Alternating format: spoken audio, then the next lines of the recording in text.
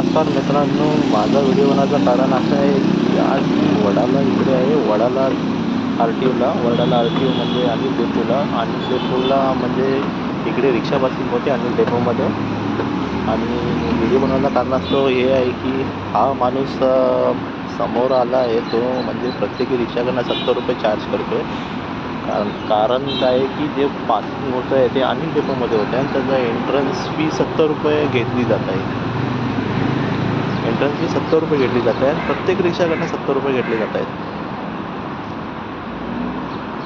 हा माणूस तुम्ही बघू शकता. मी पैसे दिले याला ₹70 घेऊन आणि त्याच्याकडे एक डिश पण आहे. तो डिशवरती रिक्षाचा नंबर आणि पैसे ची नोंद करतोय.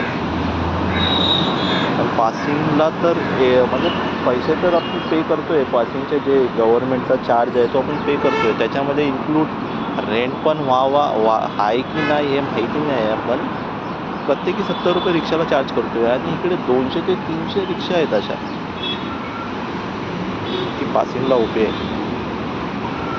जे अनिल डेपोपासून जी लाईन लागली आहे ते रिक्षांना, ते प्रतीक्षा नगरच्या जवळपास आलेली आहे. ते प्रतीक्षा नगरचा टर्न पॉईंट आहे राईट, तिथपर्यंत रिक्षा लागलेल्या आहेत कव्हर होतात. म्हणजे गरिबाकडनं पैसे किती घ्यायचे हे कोण ठरवणार?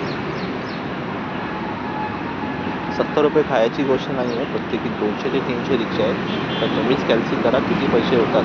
की अनिल डेपोचा पर डेचा चार्ज एवढा आहे पासिंग करायचा रिक्षा.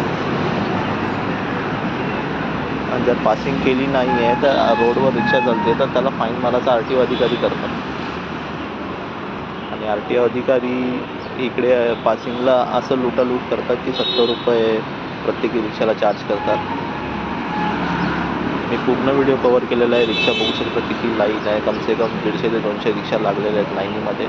माझा व्हिडिओ बनवण्याचा हेतू हेच आहे की हा व्हिडिओ जास्तीत जास्त लोकांना शेअर करा. मी यूट्यूबवरती व्हिडिओ टाकते. पोचवा की कसं चालतं कारभार यांचा.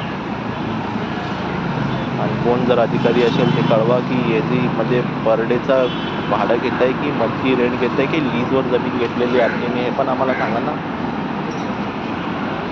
मी या रिक्षावाल्यांना पण विचारलं पण ते पण बोलतात की आम्ही देऊन जातो. आम्ही